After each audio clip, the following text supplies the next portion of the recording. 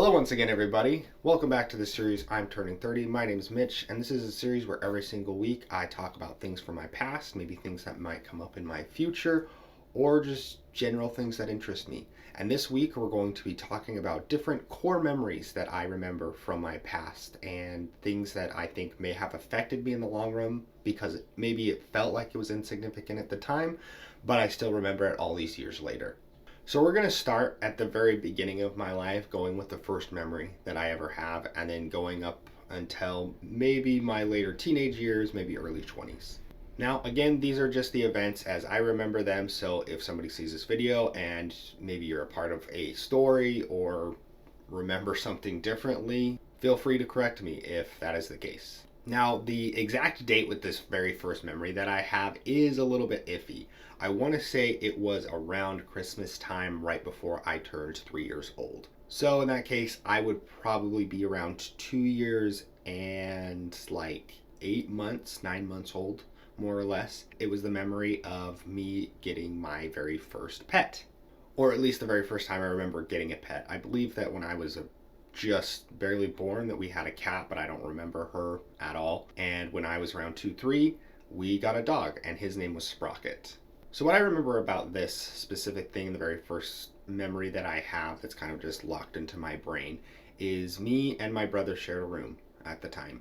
I can't remember if I had come home one day or if it was a weekend or what it was, but I returned from something and I was told to head up to my room. So I walked upstairs to my room and I was looking around. There was a surprise for me, allegedly, so I was looking around for the surprise, and I noticed under the covers of my bed just this little lump just moving around under the covers of my bed. I remember my blanket. It was this red and white striped blanket that I had, and there's just this little lump kind of just moving throughout this bed, and I tossed back the covers and there was just this little black and white dog, and that's kind of the end of the memory. I just remember seeing him and being excited, and then it kind of fades out, kind of what happened after that. I'm sure I just played with him, but I remember seeing him for the first time. That's how he was introduced to me, or at least how I remember being introduced to him.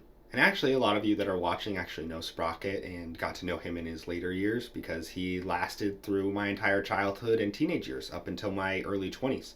He was a very big part of my life, and unfortunately just got to an old age where he had to be put down. It was just a very big point in my life, and I think this interesting memory that I decided to focus in on at such a young age. And now we start to get to a point where I start to have more memories, but not necessarily core memories. For example, in a past video, I talked about how there was a girl in the second grade, and that was like really my first crush and everything, but that wasn't necessarily a core memory that helped me become who I am or like have a big effect in my life necessarily. While it was like significant, I don't think it like fits into the definition necessarily of a core memory, although it is something that I can remember. But something that I would consider my kind of next core memory in kind of designing myself, becoming more of my makeup and developing me as I got older was in the fourth grade. Now, in the fourth grade, I was in my second year of an accelerated learning program called ALPS, which stood for Accelerated Learning Program Students or something. I can't remember what the S was for, but that's what the acronym stood for. I was placed into the program in third grade because in second grade, I outperformed majorly what the expectations were for that specific school in the second grade. And so I got placed into this program. Essentially, what I remember the program being and them telling us is that you just learn what a grade above you it would normally learn. So instead of learning third grade things, I would now learn fourth grade things. So what that means is when I moved to that accelerated learning program in the third grade, I essentially skipped third grade content. Whatever kids learn in the third grade, I skipped. So I essentially went from second to fourth grade.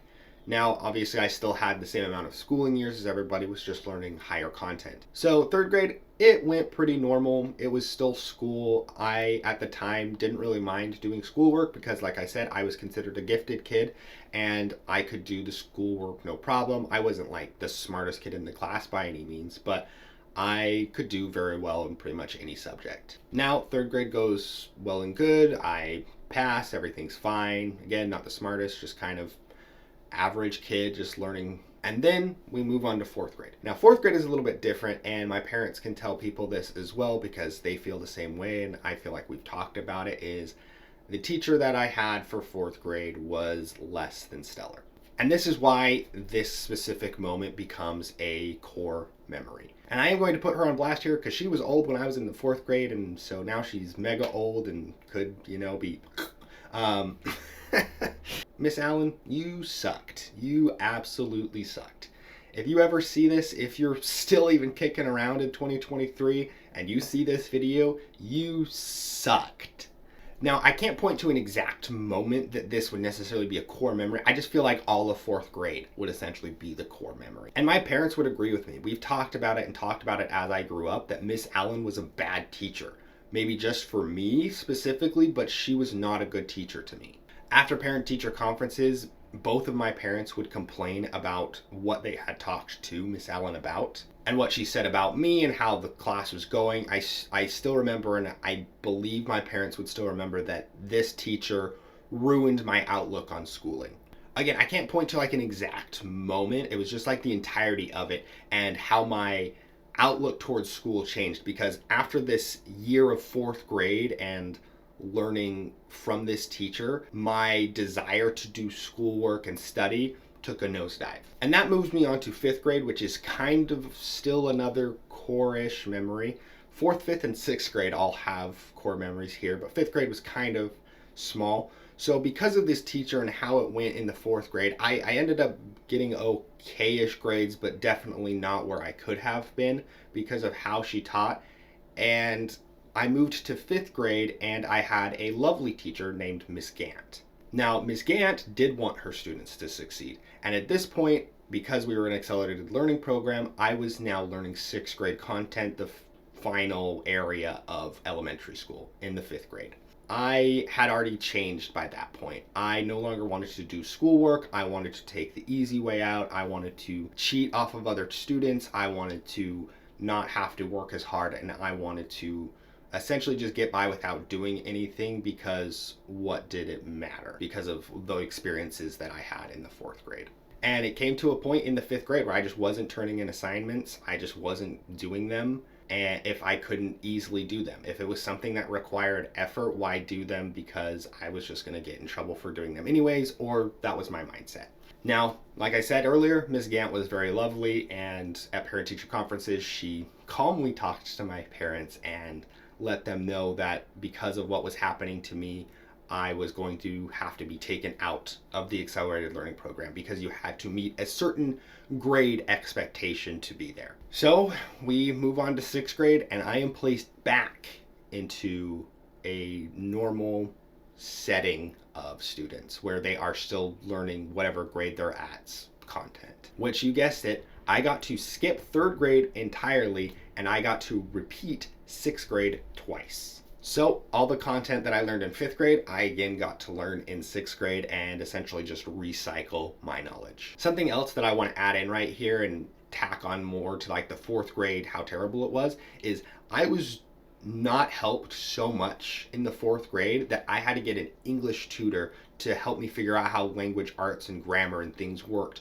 when I was in the fourth grade. I had to get an English tutor to help me with the language that I was speaking because my fourth grade teacher was so bad. And then we move on to my sixth grade core memory, which also has to do with my teacher, funnily enough. Her name was Miss Fox. Miss Fox, if you ever see this, you were lovely. Thank you for being a wonderful sixth grade teacher. I really appreciated what you did in the classroom for us as students, especially giving me this core memory that I'll never forget, because this sent me into my boyish curiosity for things. Now, with that being said, I'll keep the memory decently short. So with this one, the way that we had our classroom set up was in a giant rectangle. There was just a giant hole in the middle, and Miss Fox would kind of walk around in the middle, and she would help students afterwards exiting the circle and just like helping them at their desks to do whatever we were working on. Now, at one of the times, she was helping a student 2 desks down from me, and the student that was right next to me was absent. And she was helping them, and I looked over at her, and she was, you can maybe see where this is going, she was bent over helping this student at their desk, and I looked over. I don't know if I needed her help or why I looked over specifically, but I looked over and I saw G-string just written on. I saw the words G-string written on what looked to be her underwear, and I was looking at it. I was just hardcore staring while she was helping the student, just like, G-string, what's that? And I was just so confused about what a G-string was and why it said it on the side. I'd never never heard of that before. And yeah, I've never forgotten that, because I went home later that day and started searching up G-string, trying to figure out what they were, and you know what I found. Now, as we move on to 7th to 9th grade, those are more like murky in terms of core memories. I do have a few things that I'll mention very briefly, but as far as core memories go, I moved around quite a bit, so I had to learn how to socialize and gain new friends after moving to new environments, especially because I had to do the similar thing when I was starting elementary school, moving to different schools 1st, 2nd, and 3rd grade. That just repeated itself. I was in one school, 7th and 8th, and then 9th grade, I had to move to another school. Now, during these years, even though I did have a nice group of friends, I was also bullied. I don't think I ever got bullied as much as other people did. I still received it, but definitely not on the same level as others. So during those years, with that solid friend group, there was also somebody in their friend group before I showed up named Tanner. Now, Tanner was somebody, for some reason, did not like me, didn't want to be my friend, was exceedingly cruel and mean to me as a child, or at least in the 7th and 8th grade, as a teenager, preteen. And the reason that I'm adding this in here was because, as a core memory, Tanner was the very first person that I hated. I disliked my 4th grade teacher. I hated this kid. I absolutely despised him, and I wished him nothing but the worst in his life growing up. And that's why it's kind of a core memory for me. For me, that's kind of how, like, the core memory and figuring out kind of what anger and hatred towards someone was. As I mentioned before, in 9th grade, I moved to another school. With that move to another school, you'd think the kid that I moved away from would no longer be able to bully me. But no, that's when Facebook decided to come out. And I believe to this day, if you go under some of these old photos or statuses that I posted, you can see Tanner's comments under them. Again, online bullying me for things that I posted. So it never stopped, and again, like I said, that hatred really just kind of developed, and I was like, wow, this guy just sucks. Now, it's been a long time since then, but I haven't necessarily like forgiven him ever. It's not like we still talk. Obviously, I moved away and stopped responding to him or unfriended him on Facebook or whatever, and it was a little bit too hard at the time to just consistently do that cyberbullying that he was doing, so we just stopped being associated with one another. But yeah, to this day, it's just one of those things and things that I look back on where if I need to channel rage, I just think about the acts and rude things that he said to me and did to me while I was friends with his friends, but he didn't want to be friends with me. Now, as we move into high school, I would say this one again, but I've already said it in a very recent video, in the romantic relationships video. My first kiss, that was a nice core memory. If you missed that, please check out the romantic relationships video that I posted and look for that story in there. That is also a core memory of mine. Now, as I've been talking, I realize a lot of the core memories that I'm sharing maybe seem kind of sad or not like the happiest or best things, but rest assured, I did have some happy core memories as well. Like I said, the first kiss one, great core memory to have. And to balance out like these sad, like major ones I've been sharing, I feel like I don't share the happy ones because it's just like such a large portion. I had such great friends growing up and just friend groups when I would move to different schools because I had to make friends. Because I had to make friends at all these different locations, I just had like a collectively good experience because I was able to make those friends. For example, in elementary school, one of my friends, we would go over to his house and we would do the classic split screen Halo. I remember going to his house, he had a pool table, we would play pool, and he had this big backyard, and it was just kind of like this classic thing that kids do, and just like good memories with your friends. I always had a good group of friends where I could count on them to do fun things with, just throughout my entire life, even up until now. One of my best friends from elementary school, who I still occasionally talk to this day, we had our Game Boy SPs back in the day with a little connector cable, and we would play Pokemon battles against one another. So there are just things like that growing up where I do remember these things, but it was just like a collective, like we did these really fun things instead of like this one it was a really fun moment type of memory, whereas the sad moments, it was just like this one specific area besides the entire fourth grade that I had. And this will be another happy one as we move on into high school. And again, it's kind of a collective thing because it happened every year. But the high school that I was a part of did a charity event every single year around the holidays. And I believe that they still post the videos on YouTube each year for how much they've raised, but it's a charity event called Silver Rush. My sophomore year of high school, I didn't really understand what a charity event was or like why it was hype. But as this month long, I believe it is, charity event kind of went on, you start to like get into the spirit and kind of see how everybody else is acting in these older classes, how they're treating it. Once you just see like this like donation banner for how much you raise, I don't know, it made me feel like different about charity events and like why they're helpful. And it's like cool to see something you had an act in helping with like reach this big goal. And again, as we stay in high school, again, like with the happy ones, it's like just like a collective. Like I was on the track and field club and just participating in races. I remember running those races and having a great time competing against somebody else from another high school in a sport. And the reason that's a big deal, and the last core memory that I wanted to share that really changed who I am and what I decided to do growing up. Now this story, I can't remember exactly how old I was. I think I was in the weird transition period from 4th to 7th grade, somewhere in there. Now, when I was a kid, I really loved sports of any kind. I played kickball at recess, soccer at recess, basketball at recess. I liked playing sports and competing in them. I was on junior baseball teams, basketball teams, anything that you can think of besides American football, I participated in. One year, I decided I wanted to go to a basketball camp. I was kind of investing myself in basketball. That was the one that I was the best at. So I decided I wanted to go to a basketball camp to get better, figure out how to become a better basketball player. So my parents signed me up. We went to a convention center and I was participating in a basketball camp. So the way that it worked is there were so many kids at this camp that we got set out, I believe groups of either 10 or 8, and we were set out with these little assistants, and there was like a big head coach guy over the whole thing that would kind of walk around and like look at all the different groups with these assistants. Now, on one particular day, I just wasn't playing well. I couldn't make shots. I was giving the ball away, turning it over, just wasn't going well for me. And I was getting scolded by the assistant, as I should have. So with this scolding, it wasn't a game. It was more of like a practice. And so, we would stop, hey, you need to fix this, blah, blah, blah, in a certain type of language. And I was getting frustrated because I just kept making either the same mistakes or different mistakes, and I just couldn't get anything right.